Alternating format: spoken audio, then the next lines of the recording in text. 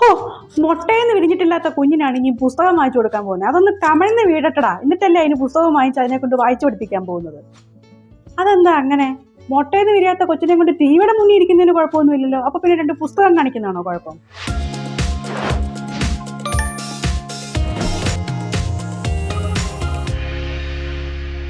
കുട്ടികളെ കഥകളുടെ ലോകത്തേക്ക് കൂട്ടിക്കൊണ്ടുപോകാൻ നമ്മൾ സമയവും കാലവും മുഹൂർത്തവും ഒക്കെ നോക്കേണ്ട ആവശ്യമുണ്ടോ? അത് ഏറ്റവും കുഞ്ഞിലെ മുതലേ നമുക്ക് അവർക്ക് പറഞ്ഞു കൊടുക്കാവുന്നതാണ്. നമ്മൾ എന്തെല്ലാം കുഞ്ഞു കഥകൾ അവർക്ക് പറഞ്ഞു കൊടുക്കുന്നത് അല്ലേ? നമ്മൾ തന്നെ ഉണ്ടാക്കുന്ന പൊട്ടക്കഥകൾ, നമ്മുടെ മാതാപിതാക്കൾ നമുക്ക് പറഞ്ഞു തന്ന കഥകൾ, നമ്മൾ അവിടെ ഇവിടെയും വായിച്ച കേട്ട കഥകളൊക്കെ നമ്മൾ അവർക്ക് പറഞ്ഞു കൊടുക്കുന്നില്ലേ?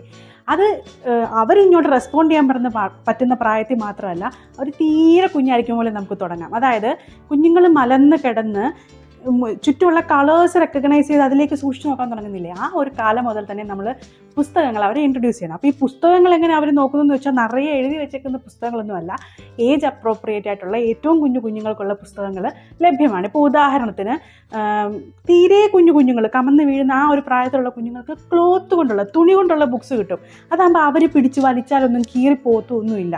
അപ്പം വലിയ വലിയ പടങ്ങളും വലിയ വലിയ ലെറ്റേഴ്സും ഒക്കെ ആയിട്ട് തുണി കൊണ്ടുള്ള പുസ്തകങ്ങൾ കിട്ടും. അത് കുറച്ച് എക്സ്പെൻസീവ് ആയിരിക്കും. പക്ഷേ ഞാൻ പറയട്ടെ, നമ്മൾ എന്തെല്ലാം സാധനങ്ങൾ ഒരാവശ്യമില്ലാത്ത ചൈനീസ് കളിപ്പാട്ടം അങ്ങോട്ടും ഇങ്ങോട്ടും പോകുമ്പോൾ ഒക്കെ വാങ്ങിക്കുന്നു. അതിനൊക്കെ എന്ത് രസം എന്നറിയോ പുസ്തകങ്ങൾ. അപ്പോൾ ഈ കളേഴ്സ് കുഞ്ഞിന് കാണാൻ പറ്റും. അത് ഈ തുണി കൊണ്ടുള്ള പുസ്തകം എന്ന് പറയുമ്പോഴേ അവർക്കറിയാം ഏറ്റവും കുഞ്ഞു പ്രായത്തിലുള്ള കുഞ്ഞുങ്ങൾക്കുള്ളതാണെന്ന്. അപ്പോൾ അതിനനുസരിച്ചുള്ള കണ്ടന്റ് ആയിരിക്കും. അത് ഈ കുഞ്ഞുങ്ങൾക്ക് ഈ കളേഴ്സ് റെക്കഗ്നൈസ് ചെയ്യാനും ഷേപ്സ് റെക്കഗ്നൈസ് ചെയ്യാനും ഒക്കെ വളരെ ഉപകാരപ്രദമാണ്. അതുപോലെ തന്നെ കുറച്ചുകൂടെ കഴിയുമ്പോൾ നമ്മൾ ബേസിലൊക്കെ ഇരുത്തി കുഞ്ഞുങ്ങളെ കുളിപ്പിക്കത്തില്ലേ, ആ സമയത്ത് വെള്ളത്തിലിടാൻ പറ്റുന്ന പ്ലാസ്റ്റിക് പോലത്തെ സാധനങ്ങൾ കൊണ്ടുള്ള പുസ്തകങ്ങൾ കിട്ടും. അതിൽ വലിയ ഇപ്പം എൻ്റെ മോനൊക്കെ ഉണ്ടായിരുന്നതാണെങ്കിൽ ഫ്രൂട്ട്സിൻ്റെ പടം മാത്രമുള്ളത്, ആനിമൽസിൻ്റെ പടം മാത്രമുള്ളത്, അങ്ങനെ ഒരു പേജിൽ ഇത്രയേ ഉള്ളൂ, ഒരു സ്ക്വയർ ഷേപ്പിലാണ്. അത് ഒരു പേജിൽ ഒരു സാധനമേ കാണുള്ളൂ, ഒരു വലിയൊരു ആപ്പിൾ. അപ്പോൾ അത് ആദ്യം പോലെ കണ്ട് നമ്മൾ കുളിച്ചുകൊണ്ടിരിക്കുമ്പം ചിലപ്പോൾ കുഞ്ഞുങ്ങൾ വഴക്കുണ്ടാക്കുന്ന കുഞ്ഞുങ്ങളാണെങ്കിൽ അവരെ അത് കാണിച്ചിട്ട് നമുക്ക് കുളിപ്പിക്കാൻ പറ്റും. അപ്പോൾ ഈ പുസ്തകം എന്ന് പറയുന്നത് വലുതായി സ്കൂളിൽ പോകാറാകുമ്പോൾ ഇതാ മോനെ നിനക്ക് ഞാനൊരു പുസ്തകം സമ്മാനമായി തന്നിരിക്കുന്നു എന്ന് പറഞ്ഞ് ഇൻട്രൊഡ്യൂസ് ചെയ്യാനുള്ളതല്ല കേട്ടോ.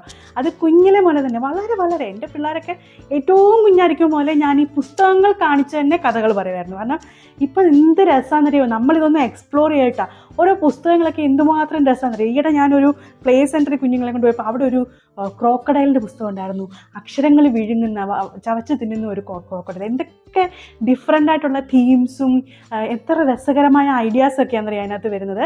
ഇപ്പം ഞാൻ തന്നെ കുഞ്ഞുങ്ങളോട് വളരെ ആനിമേറ്റഡ് ആയിട്ട് പറഞ്ഞു. ഇപ്പം ഞാൻ സംസാരിക്കുന്ന കാണുമ്പോൾ നിങ്ങൾക്ക് മനസ്സിലാകുന്നല്ലോ, ഞാൻ സംസാരിക്കുമ്പോൾ കുറേ എക്സ്പ്രഷൻസ് വരും. അപ്പോൾ ഞാൻ ഇങ്ങനെ കുഞ്ഞുങ്ങളോട് കഥ പറയുന്നതുകൊണ്ട് തന്നെ ഇവർക്ക് വർത്തമാനം പറയാനുള്ള, അതായത് നമ്മൾ പറയുന്നത് റിപ്പീറ്റ് ചെയ്യാനുള്ള ടെൻഡൻസി കൂടും.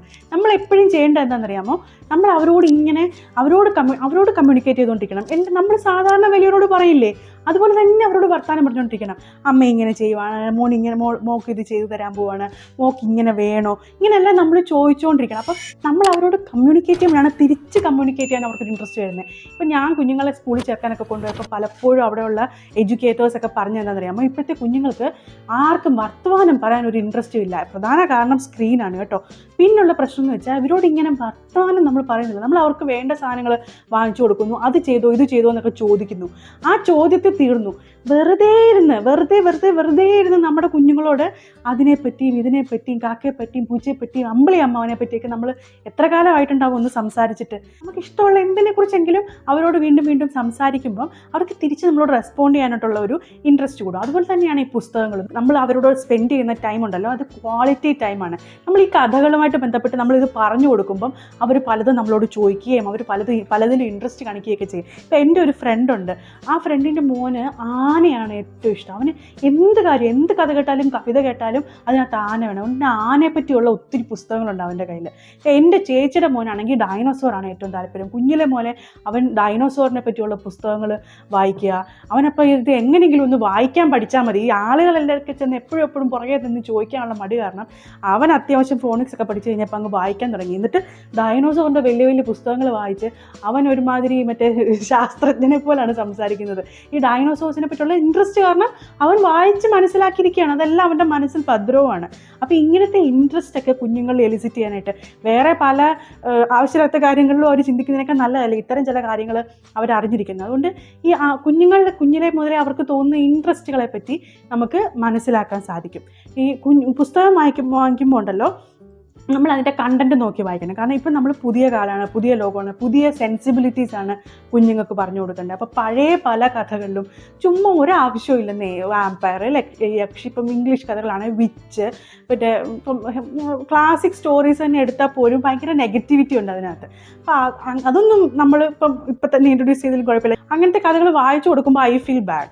ഇപ്പം കുറുക്കൻ മറ്റേ മുന്തിരി പുളിച്ചത് കാരണം കഴിക്കാതെ പോയി എന്ന് പറഞ്ഞപ്പോൾ എൻ്റെ കുഞ്ഞിന് സങ്കടമായി. അപ്പം ഞാൻ അതിനൊരു എക്സ്റ്റൻഷൻ ഉണ്ടാക്കി, ഒരു കുരങ്ങച്ചാൽ അതിലെ വന്നു, കുറുക്കൻ മുന്തിരി കഴിക്കാതെ വിശന്ന് നിൽക്കുന്നുണ്ട്. അപ്പോൾ കുരങ്ങച്ചാൽ മേളിൽ നിന്ന് മുന്തിരി പറിച്ചു കൊടുത്തു എന്ന് പറഞ്ഞപ്പോൾ എൻ്റെ മോന് സന്തോഷമായി. അപ്പോൾ പണ്ട് നമ്മൾ അങ്ങനെയാണ് കഥ പഠിച്ചിരുന്നതെങ്കിലും ഞാൻ അതിനകത്ത് കുറച്ച് ട്വിസ്റ്റൊക്കെ വരുത്തി പറഞ്ഞു കൊടുക്കാറുണ്ട്. അപ്പം ഈ പുസ്തകങ്ങൾ എന്ന് പറയുന്നത് അവരുടെ എല്ലാ കാലത്തും അവരുടെ കൂട്ടുകാരായിരിക്കും.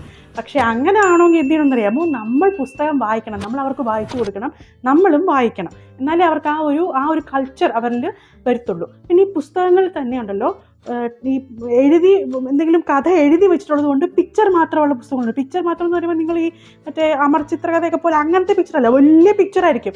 ആ പിക്ചർ ഒരു 2 പേജ് കവിഞ്ഞ് നിൽക്കുന്ന പിക്ചറായിരിക്കും. ആ പിക്ചർ തന്നെ ഒരു കഥ പറയും. അങ്ങനത്തെ പല പുസ്തകങ്ങളും തൂലികയുടെയൊക്കെ ഞാൻ കണ്ടിട്ടുണ്ട്. അതും വളരെ ഇൻട്രസ്റ്റിംഗ് ആണ്. ഞാനിത് കഥയൊക്കെ പറഞ്ഞു കൊടുക്കുമ്പം കുറച്ച് കഴിയുമ്പോൾ ഇതിനകത്ത് ടെക്സ്റ്റില്ലാത്തതുകൊണ്ട് വായിക്കേണ്ടാത്തതുകൊണ്ട് ഈ കുഞ്ഞുങ്ങൾ തന്നെ അങ്ങോട്ടും ഇങ്ങോട്ടും അത് ഞാൻ പറഞ്ഞതുപോലെ പറയാൻ ശ്രമിക്കുന്നതാണ്. അതൊക്കെ കാണുമ്പോൾ എന്ത് സന്തോഷം എന്നറിയാം, നമ്മുടെ കുഞ്ഞുങ്ങൾ ഈ പുസ്തകത്തിൽ ഇൻട്രസ്റ്റ് കൊണ്ടിരുന്നത്. പിന്നെ ഉണ്ടല്ലോ, നമ്മുടെ കുഞ്ഞുങ്ങളിപ്പം പലപ്പോഴും സ്കൂളിൽ പോകുമ്പോൾ ഫോണിക്സ് രീതിയിലാണല്ലോ പഠിക്കുന്നത്. അപ്പോൾ ഈ ഫോണിക്സ് അനുസരിച്ച് വായിക്കാൻ സഹായിക്കുന്ന തരം പുസ്തകങ്ങൾ ഇപ്പോൾ ഇറങ്ങിയിട്ടുണ്ട്. അതായത് 3 ലെറ്റർ വേർഡ്സ് ഉണ്ടല്ലോ, അവർ ആദ്യം വായിക്കാൻ പഠിക്കുന്നത്. Pen, sen, ken, pen, ten എന്നൊക്കെ പറയുന്ന അങ്ങനത്തെ അതുപോലത്തെ വേർഡ്സ് വരുന്ന ഫോണിക് ബുക്സുകൾ കിട്ടും. അപ്പോൾ അത് വായിക്കാൻ കൊടുക്കുമ്പം അവർക്കത് വായിക്കാൻ ഈസിയർ ആയിരിക്കും. അത് അവർക്ക് കൂടുതൽ വായിക്കാനുള്ളൊരു ഇൻട്രസ്റ്റ് ഉണ്ടാക്കുകയൊക്കെ ചെയ്യും. അപ്പം നമ്മൾ ഏറ്റവും പ്രധാനപ്പെട്ട കാര്യം ക്വാളിറ്റി ടൈമാണ്. നമ്മളൊരു പുസ്തകമായിട്ട് അവരുടെ കൂടി ഇരിക്കുമ്പോൾ അത് ക്വാളിറ്റി ടൈമാണ്. അതിന് പ്രായവും കാലവും ഒന്നും നോക്കണ്ട. പ്രായമായവരൊക്കെ ചിലപ്പം പലതും പറയായിരിക്കും, നമ്മളൊന്നും മൈൻഡ് ചെയ്യേണ്ട, നമ്മുടെ കുഞ്ഞുങ്ങളല്ലേ, നമുക്ക് ഇങ്ങനൊന്ന് ശ്രമിച്ച് നോക്കാമെന്നേ, പുസ്തകം കൂടെ കൊടുത്തിട്ട്. അതുകൊണ്ട് എന്തായാലും നിങ്ങൾ ഒരിക്കലും റിഗ്രറ്റ് ചെയ്യില്ല. കഥകളുടെ ലോകത്തേക്ക് അവരെ കൂട്ടിക്കൊണ്ട് പോകാം. ഒരു പ്രായം എത്തിക്കഴിഞ്ഞാൽ അവർ തന്നെ ഇരുന്ന് പുസ്തകം വായിക്കണ്ടേ? അങ്ങനെയല്ലേ ആ ഒരു കാര്യങ്ങൾ. എനിക്കൊക്കെ എന്തെങ്കിലും എൻ്റെ കൈ ബാക്കിയുണ്ടെങ്കിൽ അത് ഞാൻ പണ്ട് ചെറുതായിരുന്നപ്പം പുസ്തകങ്ങൾ വായിച്ചതിൻ്റെയാണ് എൻ്റെ കയ്യിൽ എന്തെങ്കിലും ഉണ്ടെങ്കിൽ അതുള്ളത്. അതുകൊണ്ട് ഈ പുസ്തകങ്ങളുടെ ലോകത്തേക്ക് കൊണ്ടുപോകാൻ ഒരിക്കലും മടിക്കരുത്. ഒരു സമയത്തിനായി കാത്തു നിൽക്കരുത്. ഇത്ര വയസ്സാവട്ടെ എന്ന് വിചാരിക്കരുത്. കുഞ്ഞു പ്രായത്തിൽ തന്നെ വായിച്ചു തുടങ്ങണം. അവർ തന്നെത്താനെ വായിക്കുന്ന ഒരു സ്റ്റേജിലേക്ക് അവരെ എത്തിക്കണം. അപ്പം ഞാൻ വായിച്ചു കൊടുക്കുമ്പം 6 വയസ്സായിട്ടുള്ള എൻ്റെ മോൻ അത്യാവശ്യം അവൻ വായിക്കും. പിന്നെ മടി കൊണ്ട് വായിക്കാത്തതേ ഉള്ളൂ. അപ്പം കുറച്ചൊക്കെ ഒരു സെൻറ്റൻസൊക്കെ അവൻ അങ്ങ് വായിക്കും. ഇത് മോൻ വായിക്കാൻ പറഞ്ഞാൽ അവനങ്ങ് വായിക്കും. അവൻ അറിയാൻ വയ്യാഞ്ഞിട്ടല്ല. പിന്നെ മോളും കൂടെ ഉള്ളതുകൊണ്ട് ഞാൻ വായിച്ചു കൊടുക്കും. 2 പേർക്കും ഒരുമിച്ച് മനസ്സിലായിക്കോട്ടെ എന്ന് വിചാരിച്ചിട്ടുണ്ട്. പക്ഷെ അവളും ചെറിയ ചെറിയ വാക്കുകളൊക്കെ ഫോണിക്സ് പഠിക്കുന്നതുകൊണ്ട് കൂട്ടി വായിച്ചു തുടങ്ങിയിട്ടുണ്ട്. അപ്പോൾ എനിക്ക് എന്തൊരു അഭിമാനമാണെന്നറിയാമോ, അവരിപ്പോഴേ വായിച്ചു തുടങ്ങുന്നവർക്ക് വായിക്കാനുള്ള ഇൻട്രസ്റ്റ്. ചിലപ്പോൾ ഞാൻ ഓഫീസിൽ നിന്ന് വരുമ്പോൾ അവരൊരു പുസ്തകം കൊണ്ട് ഇരിക്കുമായിരിക്കും, ഇത് അമ്മ വായിച്ചു തരുമെന്നും പറഞ്ഞ്. അപ്പോൾ അതൊക്കെ എനിക്ക് ഭയങ്കര ഇൻട്രസ്റ്റാണ്. പിന്നെ ഈ സ്ക്രീൻ ടൈം കുറയ്ക്കാനായിട്ടുള്ള വളരെ നല്ല ഉപാധിയാണ് ഈ പുസ്തകങ്ങൾ. അവരുടെ ആ ഒരു ലോകത്തേക്ക് കൂട്ടിക്കൊണ്ട് പോയി കഴിഞ്ഞാൽ ഈ സ്ക്രീൻ ടൈമിലുള്ള ഡിപ്പെൻഡൻസി കുറയുകയും ചെയ്യും. അതുകൊണ്ട് വായന വളരെ നല്ലൊരു ശീലമാണ്. അത് ഒരു 10 വയസ്സായിട്ട് നമുക്ക് തുടങ്ങാമെന്നൊന്നും വിചാരിക്കല്ലേ.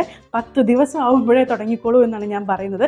ആ പുസ്തകങ്ങൾ ചുറ്റും പുസ്തകങ്ങൾ വരട്ടെ, അവരതുമായിട്ടൊന്ന് അഡാപ്റ്റ് ആവട്ടെ. പുസ്തകങ്ങൾ നമുക്ക് വേണ്ടതാണെന്ന്, നമ്മൾ എന്നും വായിക്കേണ്ടതാണെന്ന് അവരറിയട്ടെ. അക്ഷരങ്ങളുടെ ലോകത്തേക്ക് അവരെ കൂട്ടിക്കൊണ്ടു പോകും.